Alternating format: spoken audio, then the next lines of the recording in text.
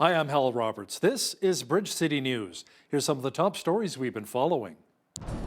The province is still pushing for a provincial police force. We speak with a rural Alberta mayor to hear his thoughts on potentially seeing the RCMP replaced. Premier Jason Kenney discusses an Alberta-made solution when it comes to cutting down on greenhouse gas emissions. And we hear from political reporter Brian Lilly, who says many Canadians are concerned with heightened hypocrisy when it comes to federal politicians. Your nation, your province, your southern Alberta. From the heart of Lethbridge, it's Bridge City News with Hal Roberts. Thanks so much for joining us. A disciplinary hearing for 5 suspended Lethbridge police officers who face a total of 32 misconduct charges for allegedly distributing offensive memes began on Tuesday morning. Naveen Day was in attendance at the Galt Museum for day 1 of the hearing, and he joins me now in studio. Nav, what happened at today's hearing?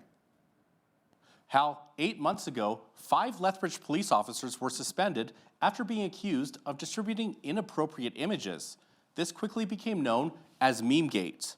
In June, Constables Keon Warnick, Matthew Rilkoff, Derek Riddell, David Easter, and Jason Moulton had all pleaded not guilty to each of their 6 charges under the Alberta Police Act. Moulton also pleaded not guilty to 2 additional charges, and Warnick was already disciplined for allegedly spying on Lethbridge West MLA Shannon Phillips.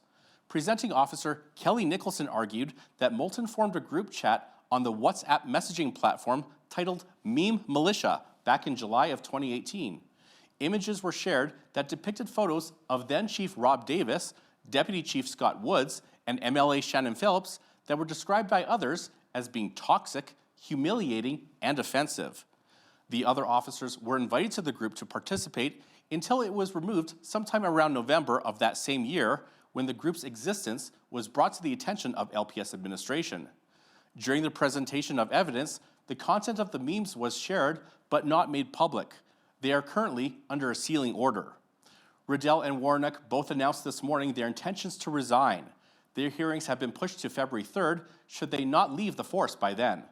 Moulton, Easter, and Rilkoff entered pleas of admittances on counts 2, 3, 5, and 6, with Nicholson withdrawing counts 1 and 4. Moulton also admitted to count 8. He will have his case heard on December 15th. You can view the list of Police Act charges on the LPS website. Presiding Officer Paul Manuel found both Easter and Rilkoff in violation of the Police Act on all 4 counts, proven on a balance of facts. Nicholson, along with defense attorney Greg Dunn, submitted a joint recommendation that Easter and Rilkoff be demoted by 2 levels of seniority within their rank for a period of 1 year. This would also result in a salary reduction of approximately $15,000 for each officer. Manuel, who is the presiding officer for disciplinary hearings pursuant to the Alberta Police Act, has reserved his decision until December the 16th. For Bridge City News, I'm Naveen Day. Thanks so much, Nav. A recent report outlined the costs associated with the potential of a provincial police force here in Alberta. As Micah Quinn explains, there would be an additional cost from the current price tag of what's already in place with the RCMP. One of the biggest takeaways from the province's report was no mention as to how Alberta would make up the nearly $200 million worth of federal funding if a provincial police force was started. At a news conference on Friday, Alberta Justice Minister and Solicitor General Casey Medu was pressed on how his government would make up that lost money. Taxes would not go up. As I have always said, the province of Ontario, the province of Quebec, and Newfoundland and Labrador have got their own provincial police service. And I think the time has come for the province of Alberta to do the same. The report went on to say that if the change to a provincial police force was made, Alberta would have to fork over a whopping $366 million during a 6-year transition period. And that's a lot of money for the provincial government to be leaving on the table for the taxpayers of Alberta to pay for. And I think the taxpayers of Alberta deserve a full and frank discussion about all the costs of policing and what exactly they would be left on the hook for. The RCMP currently provides policing services to 47 municipalities and 22 First Nation communities in Alberta. The Mayor of Stirling, Trevor Lewington, says the village has written letters to Minister Madu on this topic, and 80% of the members of the Alberta Urban Municipalities Association have also written letters of concern as well. Biggest concern for us, of course, is increased costs. So the report itself, the government's own document, tells us that this system would be more expensive than creating a provincial police force to replace the RCMP. And certainly the experience of towns the size of Sterling with about 1,400 people in Ontario and Quebec mirror that experience. We're projecting in the next couple of years, we'll be paying about $65,000 a year. That'll be our contribution towards policing in our community. The Alberta government still hasn't made a decision on whether or not they will go ahead with a provincial police force or not. For Bridge City News, I'm Micah Quinn. RCMP and Red Deer made a large bust involving illegal tobacco products. Police say they seized 1.35 million illegal cigarettes. That was following search warrants at 3 properties in Red Deer, Lacombe County, and Morningside in central Alberta. Police not only confiscated the smokes, but also $14,000 in cash, a stolen Dodge Challenger, and contraband cannabis products. The retail value of the seized cigarettes was over $1 million. 43-year-old Chris Tremblay of Red Deer faces various charges, including possession of stolen property. He'll appear in Red Deer Provincial Court on November the 4th. A man is dead following an accident involving a pickup truck and a semi-tractor near Tabor on Monday. Police say the westbound truck was traveling on Township Road 100 when it collided with a semi at the intersection of Range Road 145. The semi was hit on the passenger side door. The adult male driver of the semi, who was from Tabor, died at the scene. The driver of the pickup truck from the county of 40 Mile was taken to a local hospital where he remains in stable condition. The investigation into the collision continues. Alberta politicians are not impressed with the federal government's caps on greenhouse gas emissions. Both Premier Jason Kenney and Opposition Leader Rachel Notley say before any of these caps are brought forth, consultation must take place with the province. Premier Kenney says when it comes to reducing emissions, the best plan is still a homegrown approach. We're making investments that will actually reduce emissions right here at home and right now. We were the first jurisdiction in North America to establish a levy on industrial carbon emissions way back in 2007. We were the first regional government in North America to set a methane's emission target combined with methane technology that'll cut 1.5 million tons right away as part of the province's goal of reducing methane emissions from upstream oil and gas by 45% from 2014 levels to 2025. The Alberta government says despite a hot and dry summer, we actually saw less wildfire damage than on average. Officials say this year a total of 1,307 wildfires burned, close to 53,000 hectares. In comparison, the 5-year average sees just over 317,000 hectares burned by just over 1,100 wildfires. The province says around 62% of wildfires this season were caused by human activity, and around 33% were caused by lightning. October 31st marked the end of the legislative wildfire season in the province.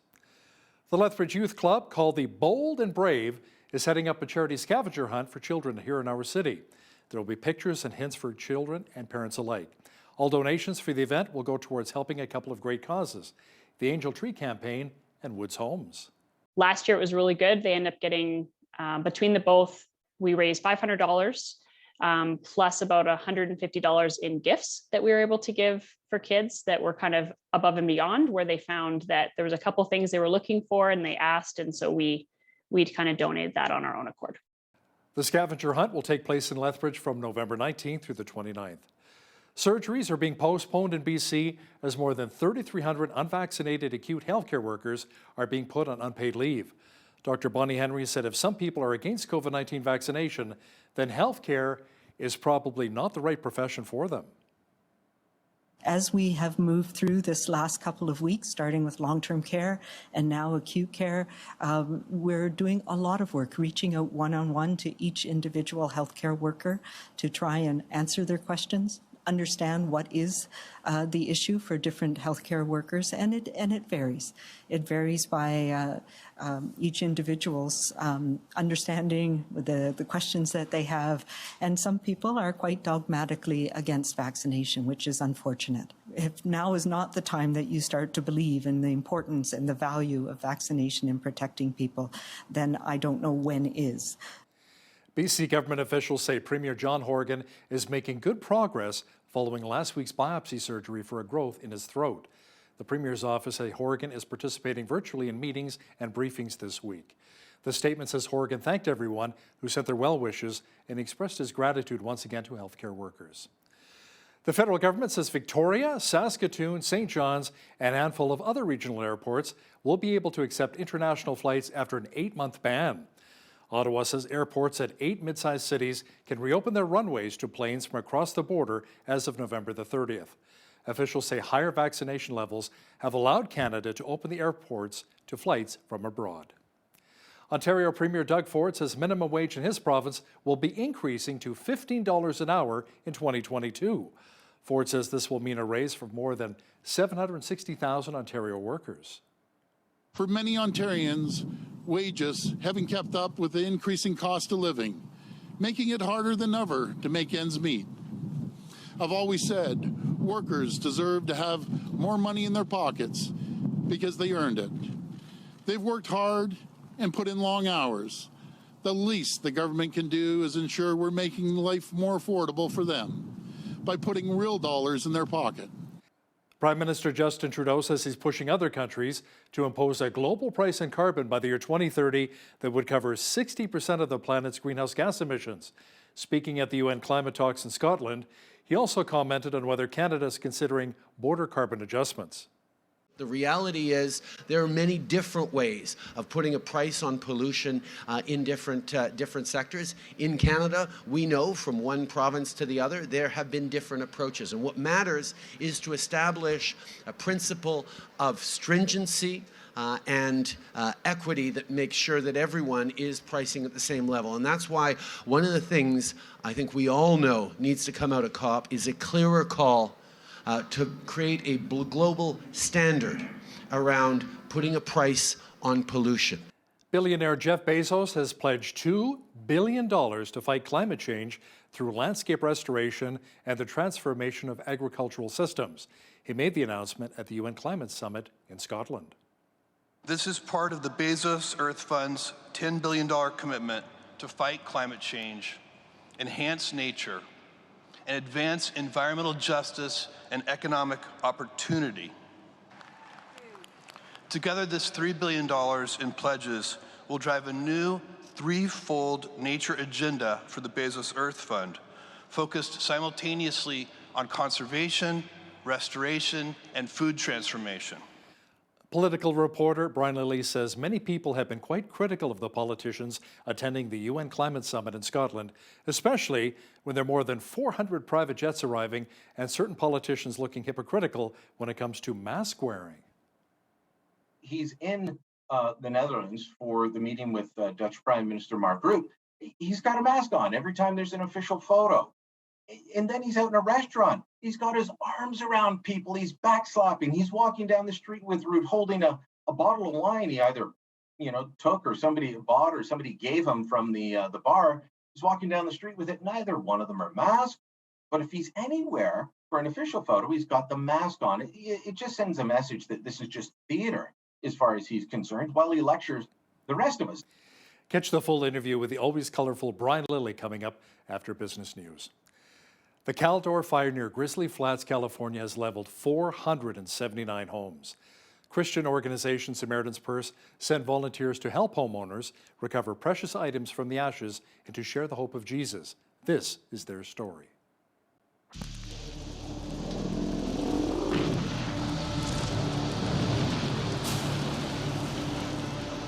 You could feel the heat coming, you could hear it. The fire coming up the canyon. You could see the ash. It looked like snow.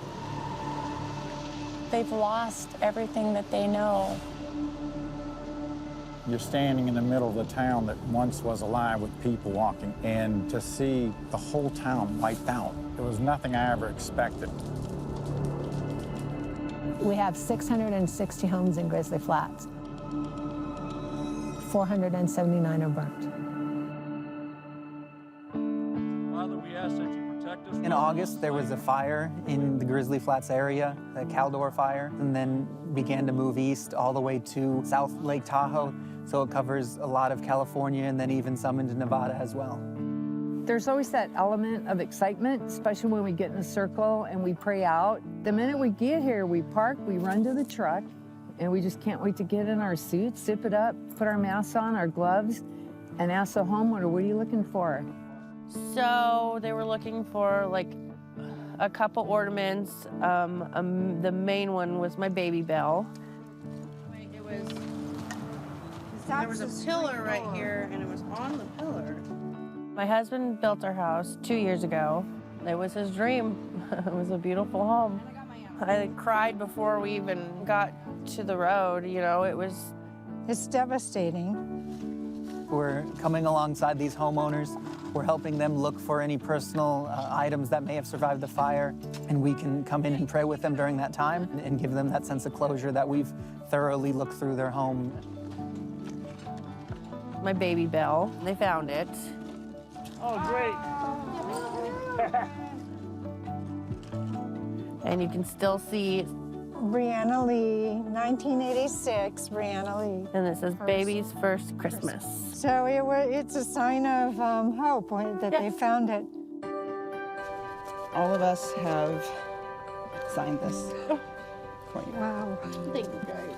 I feel like there's a reason for everything. And it's like sad as this is, like not only has it like brought my family closer, my husband has told many people, like it took my house burning down to realize like how much I want to spend time with my family. And I'm just excited for the new journeys that we have. Like Sometimes when bad things happen, better things come out of it in the future. A lot of homeowners ask, where do you find your hope, or where can I find hope after this? And it's just the perfect opportunity for us to say, we find our hope in Jesus, and every day we wake up and thank the Lord that we're here and feel his love on us, and we want to spread that love to these hurting people in these hurting communities. And thank God for those volunteers. Hundreds of little food delivery robots are now navigating college campuses and city sidewalks in both the United States and Great Britain. As we hear in this next report, they're a huge hit with students during the pandemic.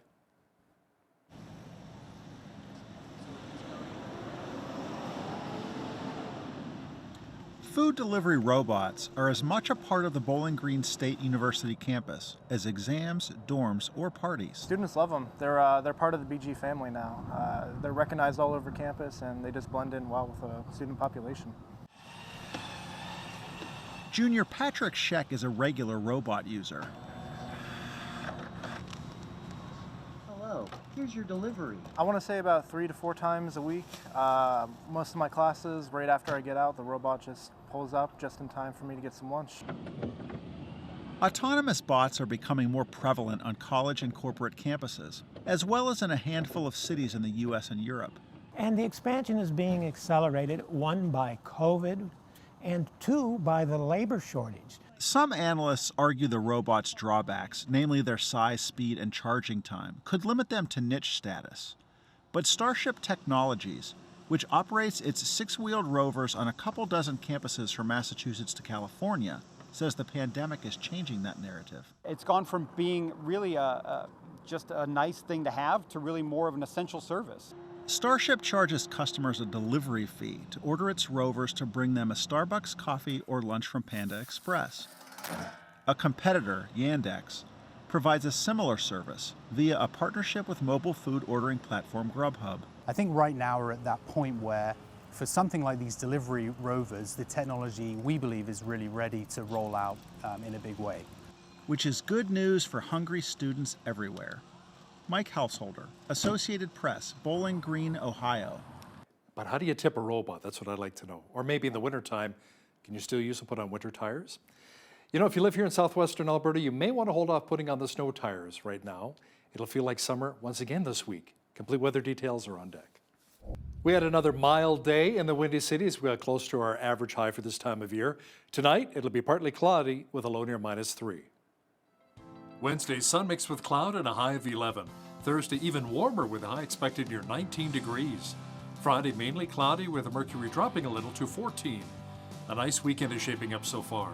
Expect lots of sunshine and 11 degrees on Saturday, sunny and 10 degrees for Sunday. Monday, a few clouds will roll in again, but we should still see a high of 10 degrees. Now, the average high for this time of year is 8 degrees and an average low of -4. The highest temperature on this date was recorded in 1981 at 23 degrees. and the record low was minus 25 10 years later in 1991. Sunrise was at 8:22, sunset at 6:08. Let's see how Wednesday is looking across the country now.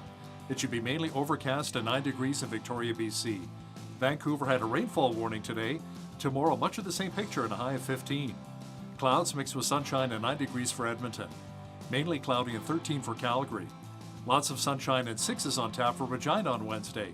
Partly cloudy and 4 degrees for Saskatoon. Expect sunshine and 5 degrees for Winnipeg. In the central part of the country, there's a good chance of showers developing and a high of 8 degrees for Toronto. A mixture of sun and cloud and 3 degrees for Ottawa. Clearing and 5 is expected in Montreal. In Atlantic Canada, it should be mainly sunny and 10 degrees in Fredericton, New Brunswick. Showers and 10 degrees as well for Halifax, Nova Scotia. A good chance of rain and 9 degrees in Charlottetown, PEI. And in St. John's, Newfoundland, it should be mainly sunny with a high near 10 degrees on Wednesday. WestJet says 300 of its employees have been suspended for not meeting the company's deadline of being fully vaccinated against COVID-19. Company officials have said that workers could potentially be fired next month if not vaccinated. Close to 96% of the company's 7,300 employees are fully vaccinated against COVID-19. Air Canada has suspended 800 of its workers for not being fully vaccinated. Officials say, however, that the vast majority of the airline's 27,000 staff have received both shots of the COVID-19 vaccine. As for the airline's third quarter results, officials say they hope that there's going to be a little more hope on the horizon after revenue nearly tripled from a year earlier to $2.1 billion. The gain came as the airline increased its capacity by 87%, but still continued to operate at more than 60% below pre-pandemic capacity. Company officials attribute a strong rebound in leisure bookings and are pretty confident business bookings will begin to rebound next year when corporate Canada returns to their offices. The airline's loss in the quarter narrowed slightly to $640 million from a loss of $685 million a year earlier. Calgary-based Calfrac Well Services says its revenue more than doubled from a year earlier to $295.8 million. The company says the increase was mainly due to its fracturing job count, more than doubling compared with the same quarter last year, resulting from higher activity in all operating divisions. The oilfield services company says it lost $1.5 million in the quarter, but it's a big improvement compared with a loss of $50 million a year earlier. Pfizer beat third quarter expectations and raised its 2021 forecast even as sales of its COVID-19 vaccine slipped in the United States. Soaring international sales of the shots helped push total revenue from the vaccine close to $13 billion US in the quarter. The drug maker says it now expects to book around $36 billion in sales from the vaccine this year. That is up from a second quarter forecast for $33.5 billion and more than twice what Pfizer expected at the start of the year.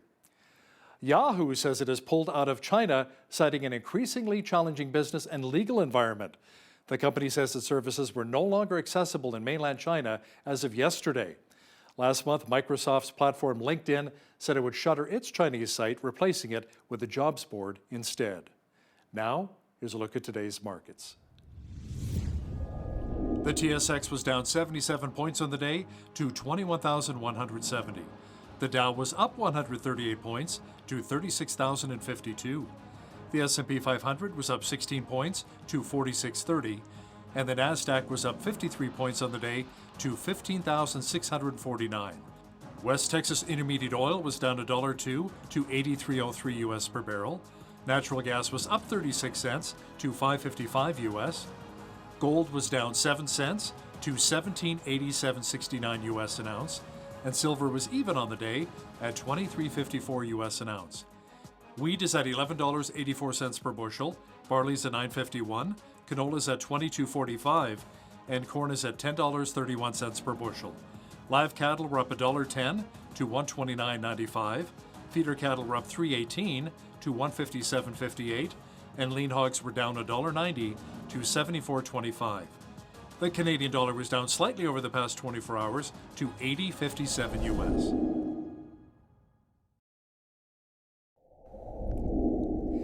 Recapping one of our top stories this hour, 3 members of the Lethbridge Police Service pled guilty to misconduct charges in relation to Meangate, but the decision on sanctions has been adjourned.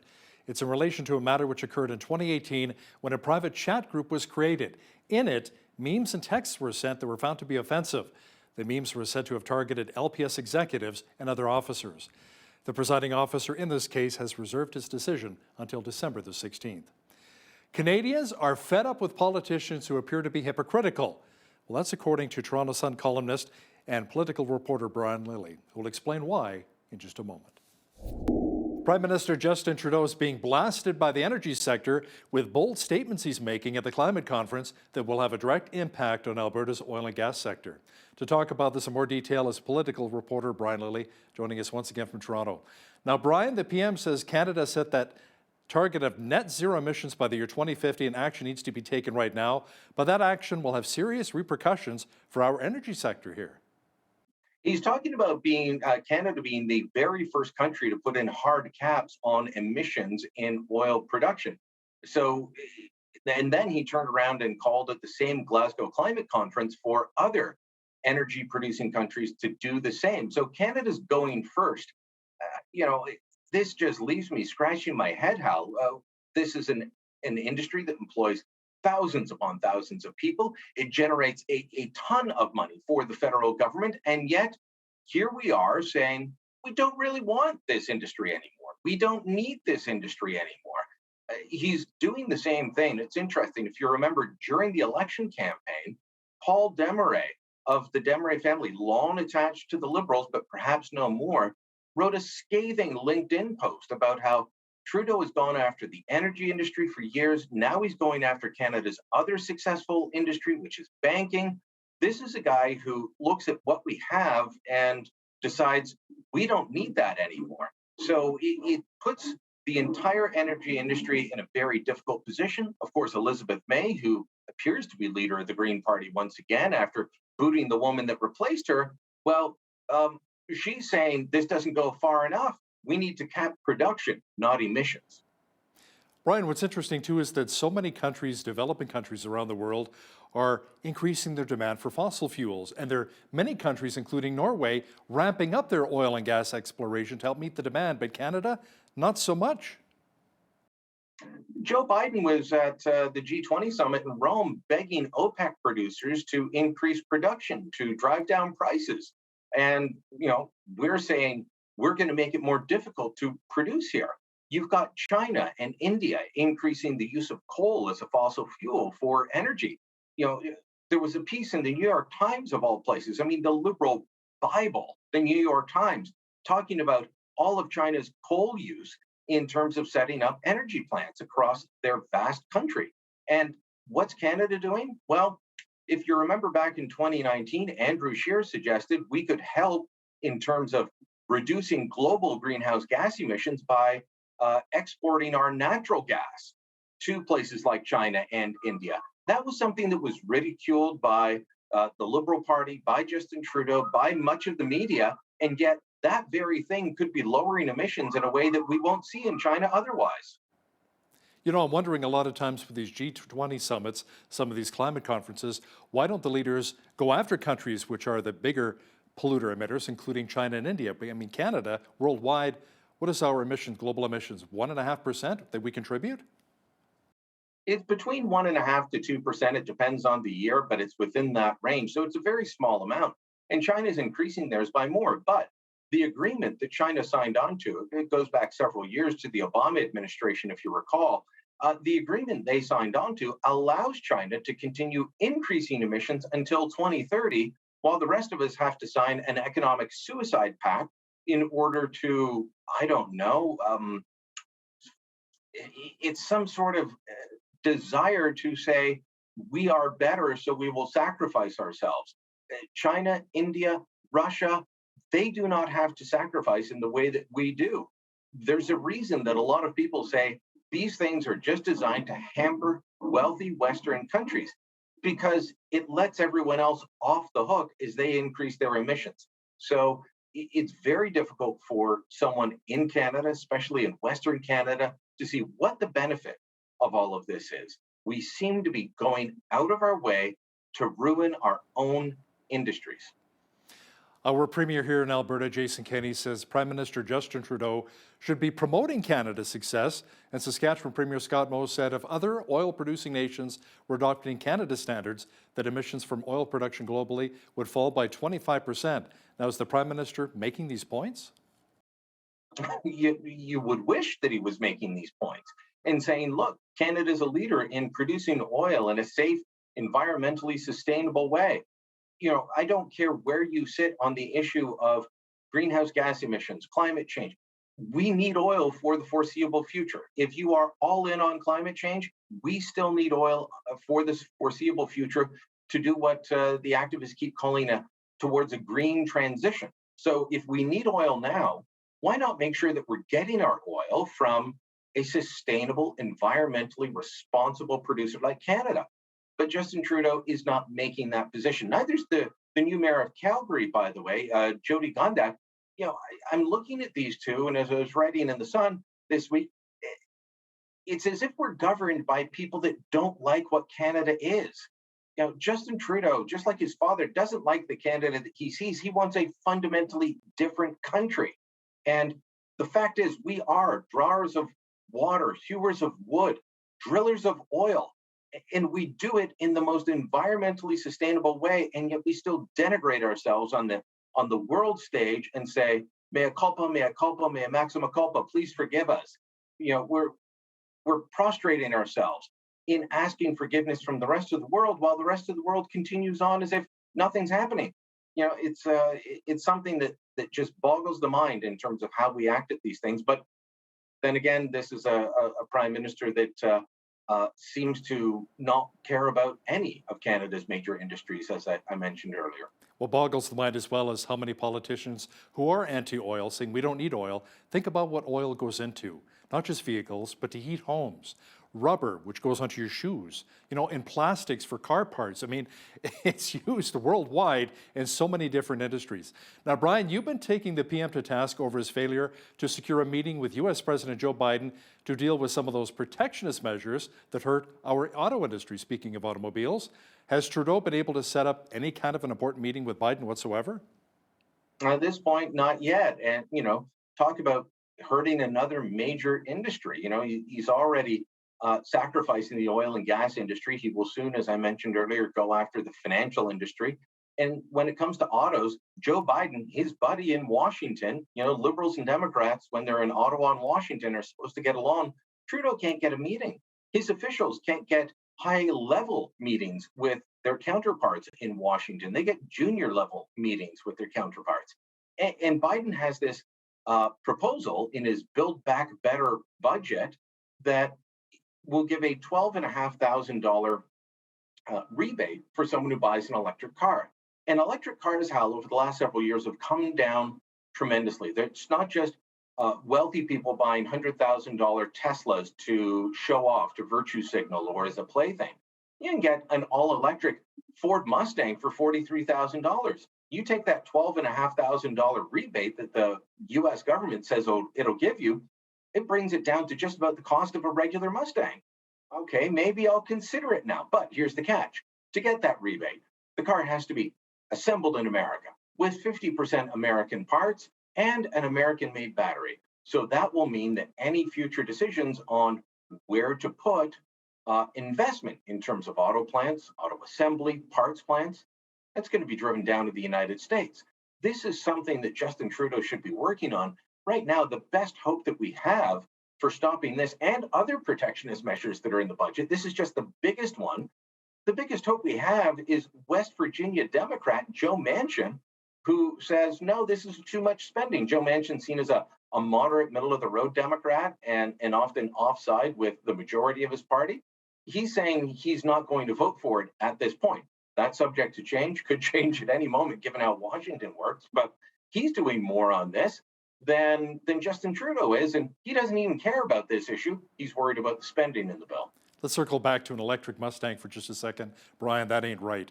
You know, I attended a lot of show and shines this past summer, and I talked to a lot of muscle car aficionados. They're, you know, Challengers, Cudas, Mustangs. They're like, you call that thing a Mustang, that SUV electric? No, that's not a Mustang.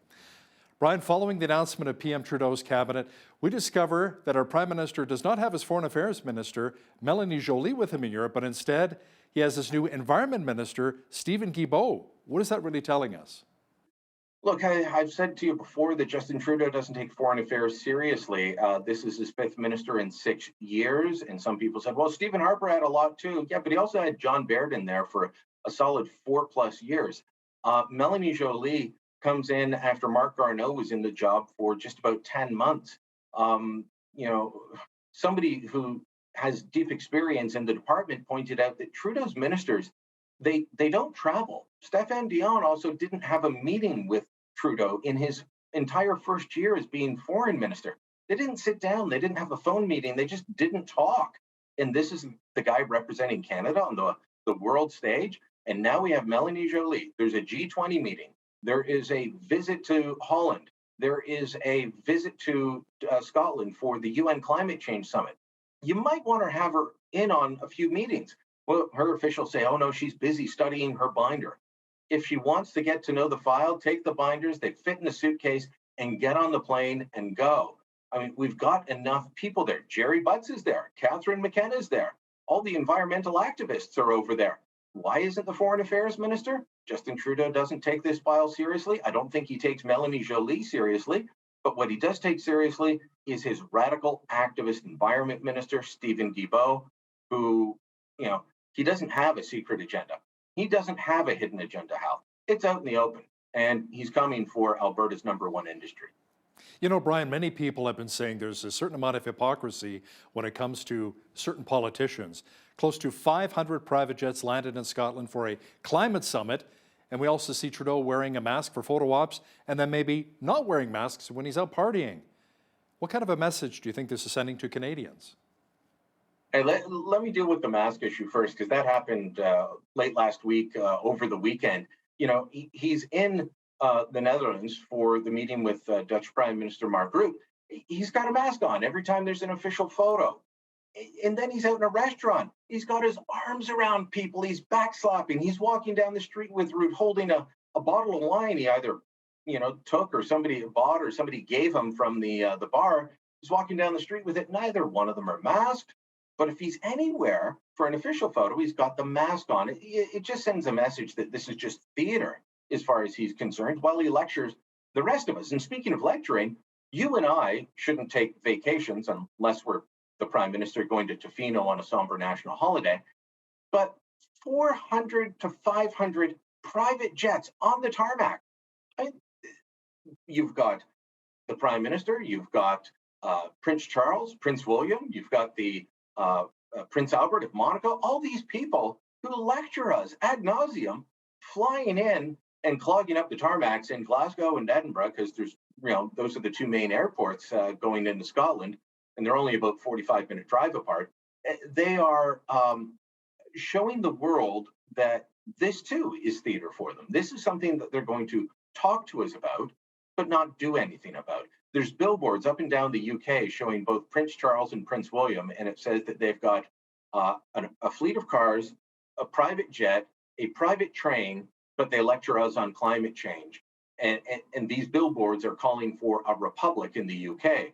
That's how angry many people are over this hypocrisy. Oh, and by the way, Boris Johnson's going to fly from Glasgow to London. It's not a very long flight. I've done it for a connector, but you could drive or take the train, and it wouldn't take much longer. Wow. Brian, Remembrance Day is coming up, and federal Conservative leader Erin O'Toole has called for the flag on federal buildings to be raised up once again in time for Remembrance Week so that it can be lowered on Remembrance Day. What is the reaction of the government to this? The reaction so far is we're not doing anything. Heritage Canada responded to this issue last week saying we're waiting for the Prime Minister to tell us what to do. And until he tells us to raise them back up, they're not going down. This started after I had a chat with Erin O'Toole last week and wrote a column about it saying that it's time for the flag to go up. It's been 5 months. It was 5 months at the time. It's now just over 5 months since the flag was lowered at the end of May. And I understand why the flag was lowered at the end of May. The discovery of 215 unmarked graves in Kamloops, shortly thereafter, more than 700 in Cowessess. Yes, we knew those graveyards were there.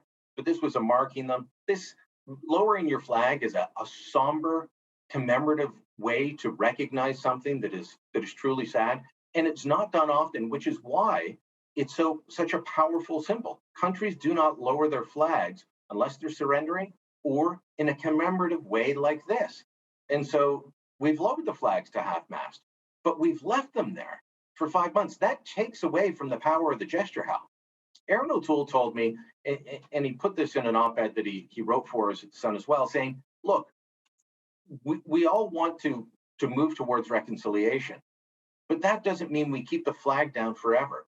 And it's time to raise it up for Remembrance Week. That's not going to happen unless the Prime Minister gives an order soon.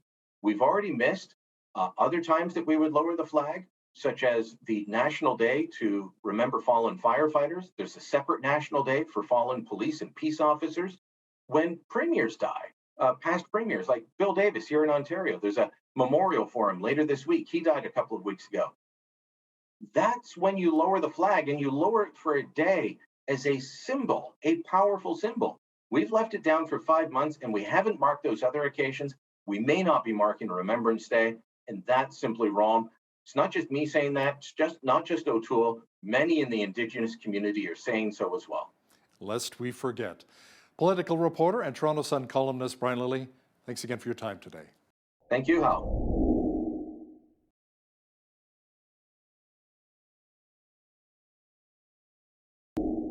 Weddings are beautiful and we look forward to them, but then the hard work begins. And I'm not talking about wedding planning. I'm talking about staying married and building a healthy marriage that takes some effort. So joining us to discuss how we can do this is Monica Lowen. She is the Minister of Community Engagement at the Evangelical Free Church in Lethbridge. Welcome to Bridge City News, Monica. So great to have you on today. Thanks, Jeanette. It is great to be here. Always near the top of the marriage strengthening list is communication, of course. So why is this so important, Monica, and why does it seem so difficult to do? We have seen a lot of amazing technologies just in my short lifetime, let alone throughout civilization. Yet one of the things that we still can't do as couples is actually read each other's minds. And so in order to be able to live and operate in harmony, there needs to be good communication. And so we see this in simple things like talking about who's going to pick up a kid from soccer, as well as tougher conversations, maybe about finances or sex. Without communicating, you just don't know what your partner's thinking. I know. I wish we're all mind readers. It would make things so much easier, wouldn't it? So do you have any practical steps then that couples can put into practice to become better communicators? For sure. I think one of the biggest gifts you can give your partner in the area of communication is becoming a better listener. I can't tell you how many times I've missed what my husband is saying because I'm already preparing my next response. So one of the practical tools is using reflective listening, which, while awkward, is a great tool to ensure you've both been heard and understood, and you've heard and understood what the other person has said. So this involves listening to what your partner says and then reflecting and repeating back to them what you heard and then asking clarifying questions. It can seem really awkward, but it takes away the opportunity for misunderstanding, and it makes you focus better on what they're saying. And then in addition to that, make it a priority. Schedule time to regularly catch up in your day, as well as longer times during the week or the month. It can get pretty easy to get caught up in life and then realize, oh wait, we haven't talked in a few days. So just figure out what works. Whether that's sitting down at the table for a coffee, going for a walk, just make it happen. Mm-hmm. Now, men and women, we are wired so differently, right? We think differently, and experts tell us that we tend to have different needs in marriage. I guess that's not a big surprise. So do you have some examples of where our needs are often different? You know, this is a topic that a lot of books have been written on, things like women are from Venus, men are from Mars, that type of thing. And we are absolutely different from each other. Both of us, we each have different gifts, abilities, different needs. However, actually, I hesitate to classify these as simply a male and female thing. We are all uniquely created, each one of us in the image of God, but with amazing and fantastic differences. And these differences show up in intimate relationships, particularly in marriage. So these differences can complement each other wonderfully, but they can also cause struggles. And I think when we generalize what is typically male and female, we can further cause more problems for people who don't tend to fit in those boxes.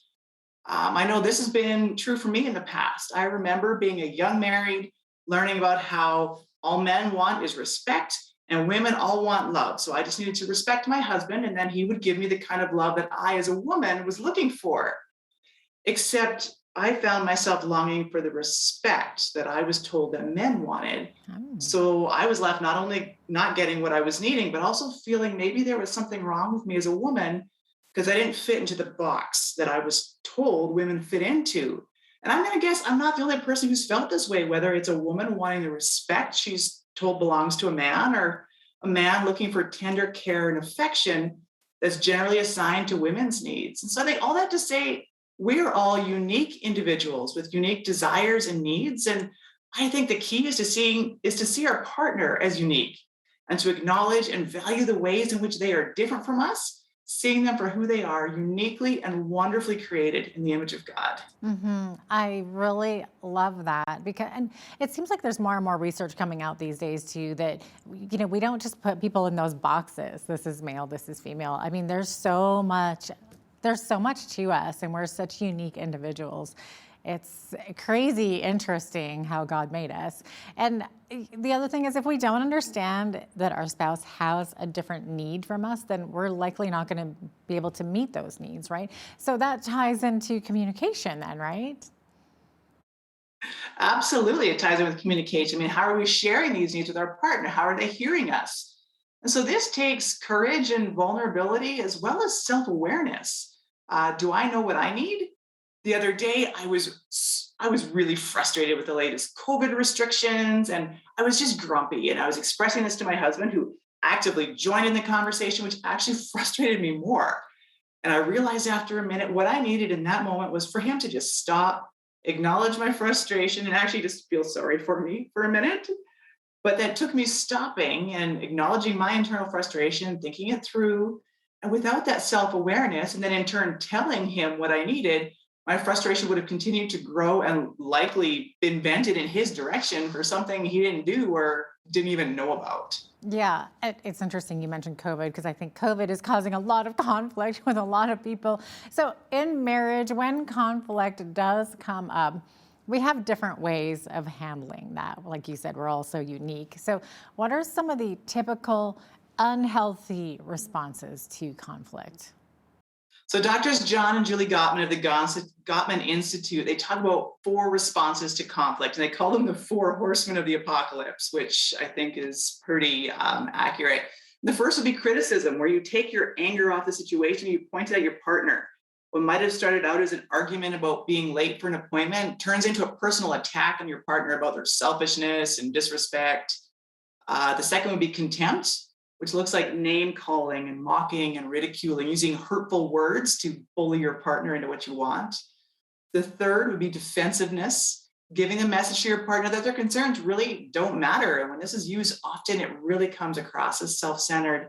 And the last one would be stonewalling, or just checking out. So when you are starting to feel attacked by your partner, you simply shut down, which might be going silent, not looking at them, just effectively ending the conversation, but also closing the door to resolving that conflict. Those are some bad ways. So on the flip side, what are some better ways of handling conflict without starting World War III? I think this is another area where self-awareness is key. Of those 4 conflict responses we just talked about, do you know which one you lean towards? Have you talked about that as a couple? I know my go-to is criticism. So it's up to me to catch myself when we head down that road. We read in scripture numerous times about being slow to anger. And to me, this means when I feel that anger starting to build, I need to step back. Instead of responding right away, I need to stop, think about the situation. What am I actually upset about? Is it about the issue at hand, or is it being driven by something else? Am I actually frustrated with my partner, or does he just happen to be the person I'm going to take it out on?